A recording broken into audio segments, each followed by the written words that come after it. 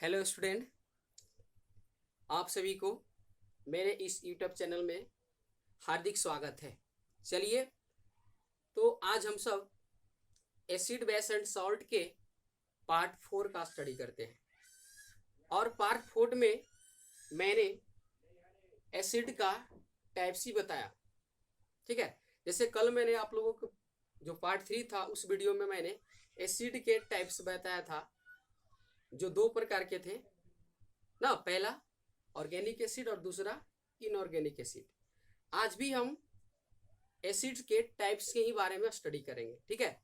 जिस प्रकार से किताबों में इसका वर्गीकृत किया गया है, हम पूरा आपको ये कोशिश करेंगे कि किस किस प्रकार से इसको विभाजित किया गया है, आपके माइंड तक पहुंचाने की कोशिश करेंगे, ठीक है। चलिए देखिए, अब हम टाइप्स 2 में, जो टाइप 2 है, अगर हम उसके आधार पर चलते हैं तो एसिड का जो टाइप चलेगा, टाइप्स ऑफ एसिड, अम्ल के प्रकार ना, अम्ल के दो भागों में वर्गीकृत किया गया है। कितने भागों में? दो भागों में वर्गीकृत किया गया है। पहला आपका हो गया वीक एसिड। पहला कौन सा है? Weak acid. वीक एसिड को हिंदी में दुर्बल अम्ल कहते हैं।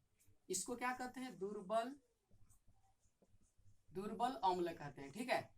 और दूसरा होता है स्ट्रॉन्ग एसिड। कौन सा एसिड होता है? स्ट्रॉन्ग एसिड होता है, जिसे हम हिंदी में प्रबल अम्ल कहते हैं। प्रबल अम्ल, ठीक है। फिर से समझ लीजिए, कल भी मैंने एसिड का टाइप्स बताया था, जिसमें बताया था कि एसिड्स के दो टाइप्स होते हैं, ऑर्गेनिक और इनऑर्गेनिक। आज हम इसको 10th क्लास के माध्यम के द्वारा इसको अच्छा से समझ लेते हैं कि वीक एसिड और स्ट्रॉन्ग एसिड क्या है, ठीक है। चलिए, इसकी डेफिनेशन भी कई तरीके से बनाया गया है, आराम से आपको समझ में आ जाएगा, ठीक है। नहीं आएगा तो आप कमेंट्स करके हमें जरूर बताएं। और अगर आपको यह वीडियो अच्छा लगता हो तो जरूर इस वीडियो को सब्सक्राइब करें और शेयर करने की जरूर कोशिश करें, ठीक है। चलिए, तो अब हम वीक एसिड की डेफिनेशन पढ़ते हैं। वीक एसिड क्या है, ठीक है। निकल है, the pH value of the acid which is more than 3 and less than 7 is called weak acid, ठीक है। आराम से समझ लीजिए, the pH value of the acid मतलब कि वैसे एसिड या जिस एसिड के, जिस अम्ल के, एसिड के मतलब क्या होता है? अम्ल होता है। ऑफ के मतलब क्या होता है? के होता है। जिस अम्ल के पीएच वैल्यू, क्या चीज? पीएच वैल्यू ना, pH value more than 3, more than 3, 3 मतलब 3, देन मतलब से, मोर मतलब अधिक, 3 से अधिक हो, एंड और लेस देन 7, लेस देन 7, 7 के साथ, देन मतलब से और लेस मतलब कम ना, 7 से कम हो, it is called weak acid. उसे क्या कहते हैं?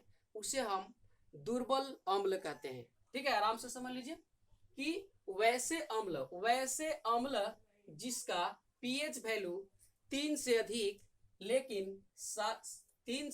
लेकिन 7 से कम हो, उसे हम वीक एसिड कहते हैं। फिर से इसका डेफिनेशन हिंदी में समझ लीजिए, हिंदी वाले बच्चा हिंदी में इसको लिख ले, हम बोल रहे हैं ना।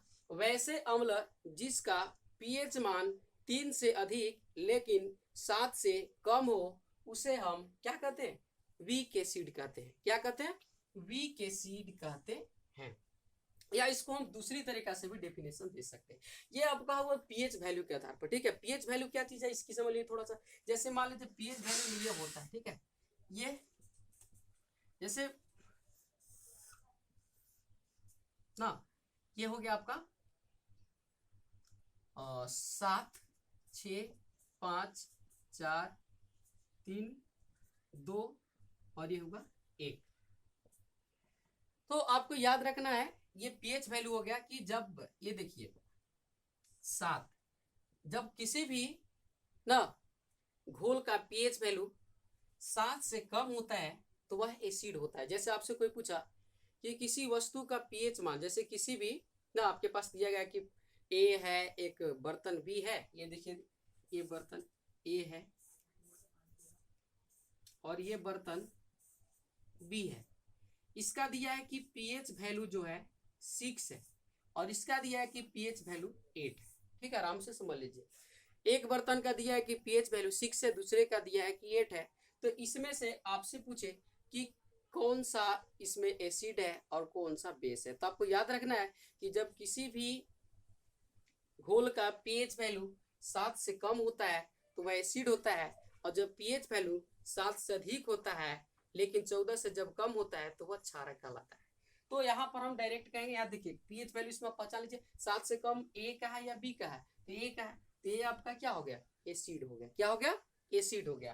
तो यहाँ पर क्या बोल रहा है कि इसमें से देखिए 3 से क्या अधिक, तो 3 से अधिक यहाँ हो गया, 3 से अधिक, लेकिन 7 से कम, तो 7 से कम ये सब यहाँ हो गया।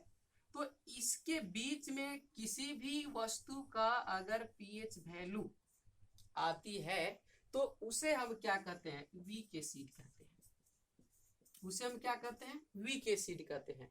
जैसे आपसे पूछा कि मान लेते हैं जैसे एक वस्तु है जिसका पीएच वैल्यू दिया गया है 4.8 है, 4.8 है, तो वह वीक एसिड है या स्ट्रॉन्ग एसिड है, तो आप आराम से बताएंगे 4.6, तो 4.6 कहाँ इसमें होगा, यानी 3 और 7 के बीच में, इसका मतलब हुआ वीक एसिड है। अब इसी प्रकार से दिया कि किसी वस्तु का पीएच वैल्यू अगर मान लेते हैं दिया है 1.2 हो, 1 पॉइंट कितना दिया है, 2 दिया हो, तो वह एसिड हो, मतलब कौन सा एसिड होगा, वीक एसिड होगा या स्ट्रॉन्ग एसिड। तो आपको 1.2 कहाँ है, 1 और 2 के बीच में, इसका मतलब कि 3 से इधर है, ये ना 3 और 7 के बीच में नहीं है, इसलिए यह कौन सा होगा, स्ट्रॉन्ग एसिड होगा।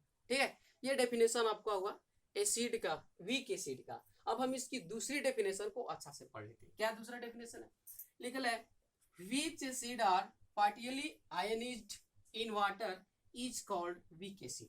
ठीक है, मतलब कि which acid, वैसे अम्ल, which acid, which मतलब वैसे, acid मतलब अम्ल, वैसे अम्ल जो पार्टली आयनिज्ड, पार्टली के मतलब होता है आंशिक रूप से, याद रखिएगा, आंशिक रूप से, आंशिक रूप से, और ये देखिए आयनिज्ड के मतलब होता है आयनित, क्या होता है, आयनित होता है। ठीक है, फिर से याद रख लीजिए, मतलब कि एसिड्स विच, वैसे अम्ल ना जो पार्टियली आंशिक रूप से आयनिज्ड हो, मतलब कि आयनित हो, किसमें, इन वाटर, जल में, इज कॉल्ड वीक एसिड, मतलब कि इसका हिंदी होगा वैसे अम्ल जो जल में आंशिक रूप से आयनित हो उसे हम क्या कहते हैं, वीक एसिड कहते हैं। ठीक है, हिंदी फिर से एक बार लिख लीजिए कि वैसे अम्ल, वैसे अम्ल जो जल में आंशिक रूप से आयनित हो उसे हम वीक एसिड कहते हैं। चलिए, आंशिक रूप से मतलब कि वह जल में संपूर्ण रूप से घुलता नहीं है। आंशिक रूप के मतलब होता है कि जब किसी भी एसिड के वाटर के अंदर डाले, अगर वह संपूर्ण रूप से ना घुले, पूरा पूरा ना घुले, तो उसे हम क्या कहते हैं, उसे हम कहते हैं वीक एसिड कहते हैं। क्या कहते हैं, वीक एसिड कहते हैं। चलिए अब चलते हैं इसका हम तीसरी डेफिनेशन, तीसरी डेफिनेशन को कल मैंने बता दिया था। ठीक है, जैसे कौन कौन से ऐसे एसिड्स हैं जो जल में संपूर्ण रूप से नहीं घुलते हैं, तो कल आपको बताया था ऑर्गेनिक एसिड और इनऑर्गेनिक। तो मतलब कि जो आपका ये देखिए acids dives from organism are called weak acid, मतलब कि वैसे एसिड या वैसे अम्ल ना जो ऑर्गेनिज्म, ऑर्गेनिज्म के मतलब बताए थे क्या होता है, जीव जंतु, क्या होता है, जीव जंतु, फ्रॉम के मतलब से, और ड्राइव्ड के मतलब प्राप्त हुआ, प्राप्त होना, मतलब कि वैसे अम्ल जो जीव जंतुओं से प्राप्त होता है उसी को हम क्या कहते हैं, वीक एसिड कहते हैं। उसे क्या कहते हैं, वीक एसिड कहते हैं। इसी को कल मैंने बताया था ऑर्गेनिज्म एसिड। क्या बताया था, ऑर्गेनिज्म। तो यानी ऑर्गेनिज्म एसिड को ही हम क्या कहते हैं, वीक एसिड कहते हैं। क्या कहते हैं, वीक एसिड कहते हैं। फिर से समझ में आ गया। तो अब आराम से पूछे कोई आपको पहचानने के लिए, तो डायरेक्ट कितना याद रखिएगा कि जो जीव जंतु से प्राप्त होगा उसी एसिड को हम दुर्बल एसिड कहते हैं। दुर्बल मतलब कि दुर्बल अम्ल यानी वीक एसिड उसको कहते हैं। क्या कहते हैं, वीक एसिड कहते हैं। तो आप जैसे जीव जंतु से क्या प्राप्त होता है, जीव जंतु प्राकृतिक चीज से प्राप्त होती है। जैसे देखिए formic acid, malic acid, malic किस चीज में मिलती है, मेलिक एसिड एप्पल में मिलती है। इस चीज में, एप्पल में। तो एप्पल एक जीव जंतु है, सेव सजीव चीज है। फॉर्मिक एसिड चींटी के डंक में होता है ना, चींटी के डंक में ये जीव जंतु से प्राप्त होते हैं। इसी प्रकार ऑक्जेलिक होता है, इसी प्रकार लैक्टिक। लैक्टिक के मतलब लैक्टिक किसमें होता है? दूध में। दूध किस चीज से प्राप्त होती है? गाय यानी जानवर से ना, जानवर से प्राप्त होता है। जानवर इन मान लीजिए गाय हो गया, बकरी हो गया, कुछ भी मान लीजिए, गाय बकरी ये सब सारा चीज, तो ये क्या है? जीव जंतु है। तो इन चीजों से जो एसिड प्राप्त होगा उसे हम क्या कहेंगे कि वीक एसिड कहेंगे, या फिर हम इसे क्या कहेंगे? ऑर्गेनिक एसिड कहेंगे। आगे समझ में? चलिए अब हम चलते हैं इसकी स्ट्रॉन्ग एसिड के बारे में। ठीक है, स्ट्रॉन्ग एसिड के बारे में। तो चलिए स्ट्रॉन्ग एसिड की डेफिनेशन पढ़ते हैं। ठीक है, तो स्ट्रॉन्ग एसिड क्या चीज है ना? ठीक है, the pH value of the acid which is less than 3 and more than 1 is called strong acid। ये अपोजिट उसका बहुत आपको अच्छा से समझ में आएगा। मैंने बताया था कि इस तरीका से। ठीक है, ये देखिए आपका 1 ना 7 6 5 4 3 2 1 एंड 0, ये बीचे बीचे मान लीजिए यहाँ से। ठीक है, आराम से समझिए क्या यहाँ बोल रहा है। The pH value of acid which वैसे अम्ल, वैसे ना which is acid which वैसे अम्ल जिसका pH वैल्यू, pH मान लेस देन 3 3 से कम हो एंड और मोर देन 1 एक से अधिक हो, एक से क्या हो? अधिक हो। It is called strong acid. उसे हम क्या कहते हैं? स्ट्रॉन्ग एसिड कहते हैं। उसे हम प्रबल अम्ल कहते हैं। फिर से आराम से समझ लीजिए, हिंदी इसको लिख लीजिए कि वैसे अम्ल जिसका पीएच मान 3 से कम और 1 से अधिक हो। 3 से कम और 1 से क्या हो? अधिक हो, इतना हो। ठीक है, तो ऐसे एसिड को हम क्या कहते हैं? स्ट्रॉन्ग एसिड कहते हैं। इसे क्या कहते हैं? स्ट्रॉन्ग एसिड कहते हैं।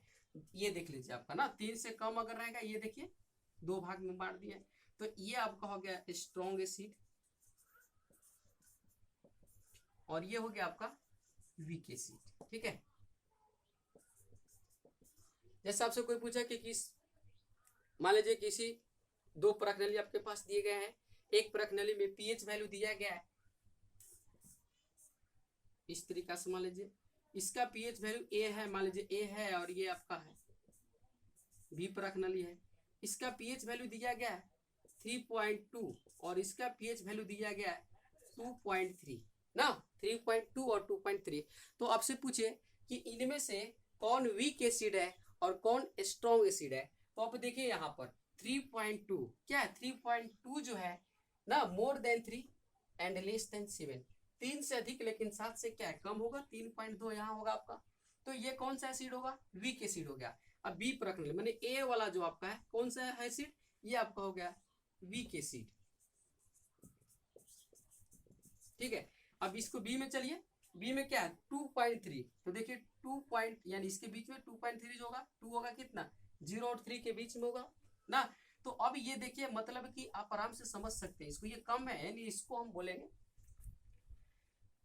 ये है आपका 1 से अधिक है और 3 से क्या है? कम है। तो ये कौन सा एसिड में आएगा? स्ट्रॉन्ग एसिड में। तो ये बी प्रश्नावली में जो रखा हुआ एसिड है वह स्ट्रॉन्ग है। कोई दिक्कत नहीं है? अगर दिक्कत है तो पूछिए। जैसे आपको दिया गया ना दांत में दंत रोग होता है जब पीएच वैल्यू 5.6 से अधिक कम हो जाती है।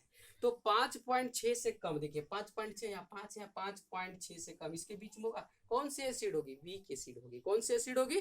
Weak acid. एक चीज याद रखना चाहिए, मतलब कि जैसे जैसे एसिड का पीएच वैल्यू घटता है वैसे वैसे अम्लता की मान बढ़ते जाता है। ठीक है, जैसे देखिए यह वीक एसिड है, जैसे जैसे इधर आएंगे प्रबल होते जाएगा, प्रबल होते जाएगा, प्रबल होते जाएगा, 1 पर पहुंचेगा तो वह सबसे अधिक प्रबल होगा। ये नहीं कि 7 तक धीरे धीरे आगे चढ़ेगा तो बढ़ेगा। क्षारक में अपोजिट इसका होता है, जैसे जैसे उसका पीएच वैल्यू बढ़ता है वैसे वैसे क्षारकीय मान बढ़ते जाता है। लेकिन एसिड में जैसे जैसे पीएच वैल्यू घटता है वैसे वैसे इसकी प्रबलता बढ़ते जाती है।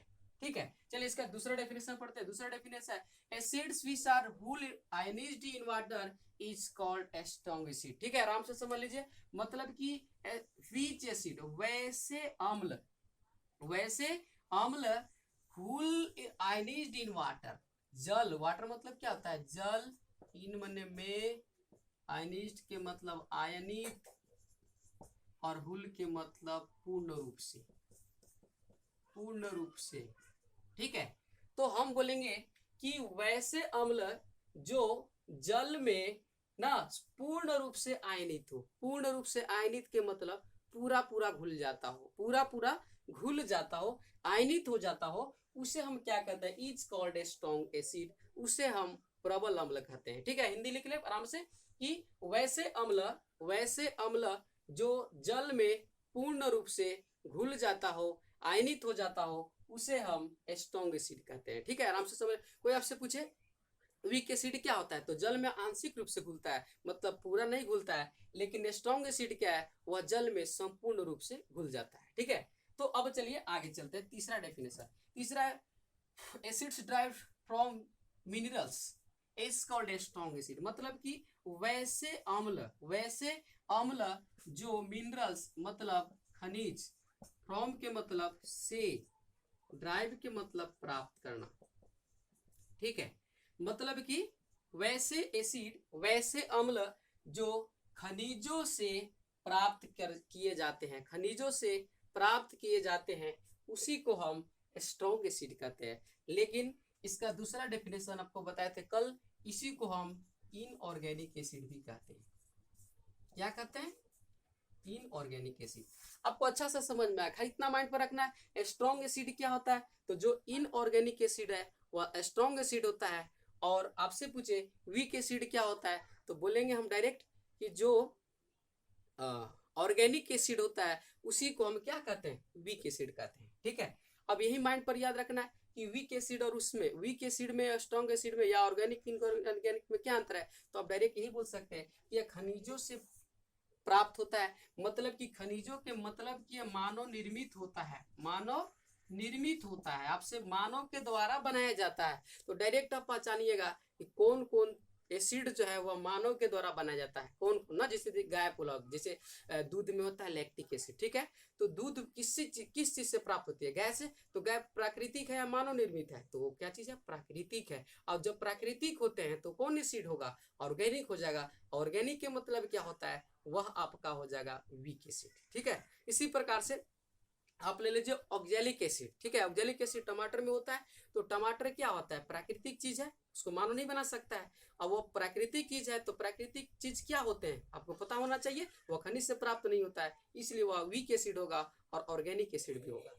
तो हम यही चीज खाली समझ लेंगे, पता चल जाएगा। इसी प्रकार से जैसे यहाँ हम पढ़ रहे हैं, तो ये क्या है, एसीएल हाइड्रोक्लोरिक अम्ल। हाइड्रोक्लोरिक अम्ल जो होता है किसी जीव जंतु से नहीं प्राप्त होती है, बल्कि उसको खनिजों के द्वारा खनन से निकाला जाता है, पृथ्वी के अंदर से निकाला जाता है, भूपर्पट्टी के अंदर से उसको बाहर निकाला जाता है। ये पृथ्वी के अंदर से प्राप्त किए जाते हैं खनिजों के द्वारा। तो ये क्या हुआ, मानव के द्वारा बनाया गया है। तो आपको माइंड पे याद रखना है कि जो मानव के द्वारा बनाया जाएगा उसी को हम बोलेंगे स्ट्रॉन्ग एसिड, या फिर इसको हम बोलेंगे इनऑर्गेनिक एसिड बोलेंगे। क्या बोलेंगे, इनऑर्गेनिक एसिड बोलेंगे। तो आपका HCl जो है इनऑर्गेनिक एसिड है, H2SO4 क्या है, इनऑर्गेनिक एसिड है, मतलब स्ट्रॉन्ग एसिड है।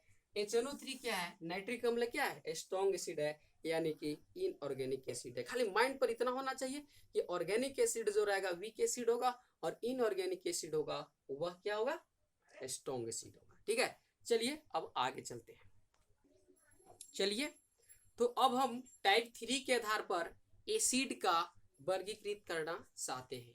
अब देखिए टाइप 3 में भी एसिड का उसी प्रकार से वर्गीकृत किया गया है जिस प्रकार से टाइप 1 में 2 ऑर्गेनिक इनऑर्गेनिक, और टाइप 2 में आपका हो गया weak acid and strong acid, और टाइप 3 में भी आपको विलियन के आधार पर अम्ल को वर्गीकृत किया गया है। विलियन के आधार पर अम्ल को वर्गीकृत किया गया है। पहला डाइल्यूट एसिड जिसको हम लोग कहते हैं तनु अम्ल, और दूसरा कॉन्संट्रेटेड एसिड जिसको हम सांद्र अम्ल कहते हैं। ठीक है, आराम से समझ लीजिए, बहुत अच्छा तरीका से समझिए अम्लों को किस प्रकार से वर्गीकृत किया गया। बहुत अच्छा चीज है, बहुत बच्चे को समझ में नहीं आता, खाली पढ़ लेता है दुर्बल अम्ल और प्रबल अम्ल, समाप्त हुआ आपका चैप्टर। नहीं, वो कोई मायने नहीं रहता। हमें कितना प्रकार से अम्लों को विभाजित किया गया है, कैसे कैसे किया गया है, हम जड़ तक जड़ से लेकर के उसको जितना कहते हैं ना, जड़ से लेकर आधार तक, ऊपर तक हम पहुंचने की कोशिश करेंगे। जब तक कि आपको पूरा अच्छी तरीके से समझ में ना आए तब तक आप ऊपर तक नहीं पहुंच सकते हैं। इसलिए अच्छा से समझिए अम्ल का वर्गीकृत कैसे कैसे किया गया। पहले आप पढ़े ना टाइप्स, बताया कि ऑर्गेनिक ऑर्गेनिक, फिर इसके बाद दूसरा में बताया स्ट्रॉन्ग पीएच वैल्यू के आधार पर हो गया strong acid and weak acid. और अब हम चलते हैं बिलियन में उसकी मात्रा के आधार पर। बिलियन जानते हैं ना, घोल, जो घोल तैयार होते हैं उसके आधार पर भी इसे दो भागों में वर्गीकृत किया गया है। पहला तनु अम्ल और दूसरा सांद्र अम्ल। पहला तनु अम्ल और दूसरा सांद्र अम्ल में। चलिए तो अब हम चलते हैं सांद्र अम्ल की। पहले तनु अम्ल की डेफिनेशन लिखा क्या है कि the solution in which the amount of acid gas is low and amount of water is high is called dilute acid। बहुत ही चीज है, हम क्या बोलेंगे कि द सॉल्यूशन इन विच ना वैसे ठीक है, वैसे घोल, सॉल्यूशन के मतलब घोल होता है, याद रखिएगा। या हम बोलेंगे कि जिस घोल, इन मैंने क्या होता है, में होता है, हम बोलेंगे कि जिस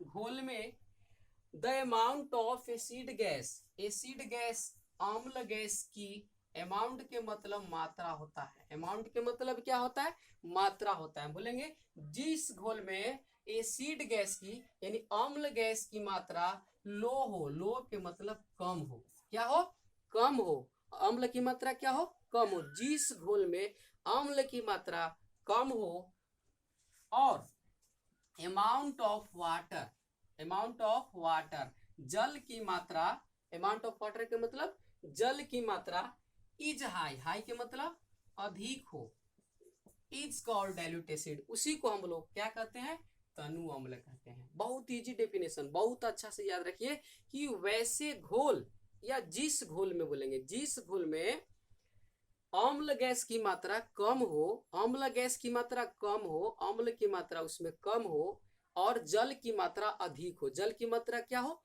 अधिक हो, तो उसे हम कहेंगे तनु अम्ल कहेंगे। जैसे देखिए आप एग्जांपल, जैसे H2SO4 का एक घोल हम बनाए, क्या बनाए, घोल बनाए, उसको में 10% अम्ल मिलाए, कितना प्रतिशत, 10% अम्ल मिलाए और उसमें 90% पानी मिला दिए, ना 100% आपके पास घोल है जिसमें से 90% आपका वाटर है और 10% एसिड है, तो मतलब कि इसमें किसकी मात्रा कम है, तो यहाँ पर आपको एसिड की मात्रा कम है, एसिड गैस क्या है, लो है, ठीक है।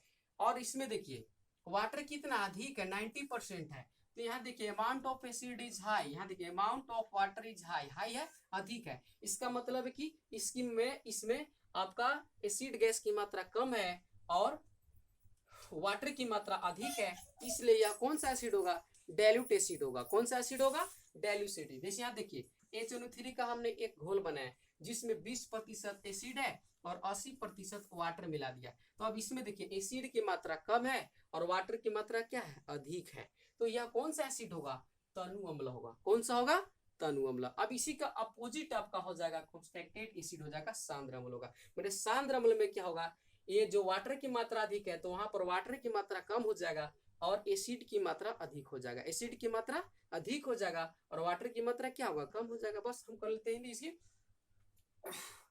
The solution in which amount of acid gas is high and amount of water is low is called concentrated acid. मतलब कि आराम से समझ लीजिए कि वैसे घोल जिसमें एसिड अमाउंट ऑफ एसिड, अम्ल गैस की मात्रा हाई हो, हाई के मतलब अधिक, हाई के मतलब अधिक हो, एंड अमाउंट ऑफ वाटर जल की मात्रा इज लो, कम हो, इज कॉल्ड कॉन्सन्ट्रेटेड एसिड। उसे हम क्या कहते हैं, उसे हम सांद्र अम्ल कहते हैं, उसे क्या कहते हैं, सांद्र अम्ल। जैसे देखिए यहाँ पर H2SO4 का घोल हम बनाया, इसमें 90% एसिड मिला दिए हैं और 10% वाटर मिला है ना, तो इसमें अम्ल की मात्रा क्या है, यानी एसिड गैस की मात्रा क्या है, हाई है, देख लीजिए हाई, और देखिए अमाउंट ऑफ वाटर, वाटर की मात्रा क्या है, लो है, देख लीजिए 10% है। तो जब ऐसा घोल जब हम बनाएंगे तो इसे हम कौन सा कहेंगे, सांद्र अम्ल कहेंगे। क्या कहेंगे, सांद्र अम्ल कहेंगे। इसी प्रकार देखिए चलो 3 का, यहाँ 80% एसिड की मात्रा उसमें है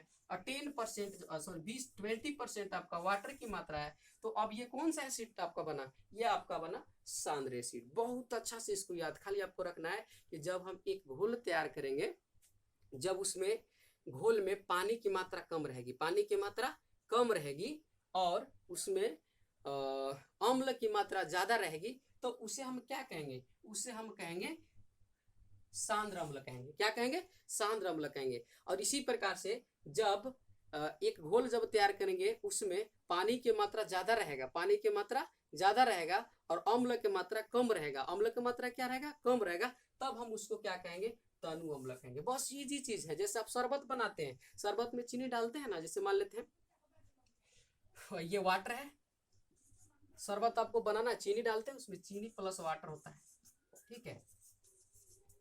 तो क्या होता है ऐसे स्थिति में, जैसे देखिए इसमें क्या करते हैं कि आपका वाटर मान लेते हैं 1 kg है, एक सिंपल से उदाहरण ले लेते हैं, और चीनी आपका 2 kg है, एक सिंपल से मान लीजिए। तो अब बताइए यहाँ पर वाटर की मात्रा कम है, चीनी की मात्रा अधिक है, एक सिंपल सी।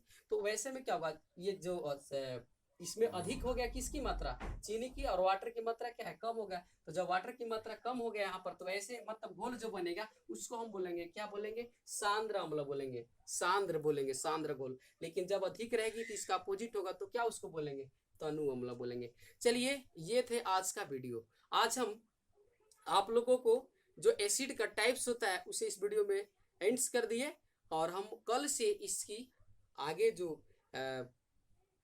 स्टडी करनी है उसको हम अच्छा से बताएंगे। अगर आपको समझ में नहीं आया होगा तो आप जरूर हमसे पूछें और कमेंट्स जरूर करें, सब्सक्राइब चैनल को करें। आपको किसी भी प्रकार की वीडियो अपलोडिंग होगी तो आपके पास पहुंच जाएगी सब्सक्राइब करने के बाद। ये आपको सर्च करने में प्रॉब्लम नहीं होगा। अभी फिलहाल हम सबके पास कुछ व्हाट्सअप कर देते हैं जिससे बच्चा को समझ में आता है कि गुप्तेश्वर सर वीडियो बना रहे हैं, ठीक है। आप सब अच्छा से रहिए, लॉकडाउन में अपने लाइफ को बचाए रखिए, ठीक है।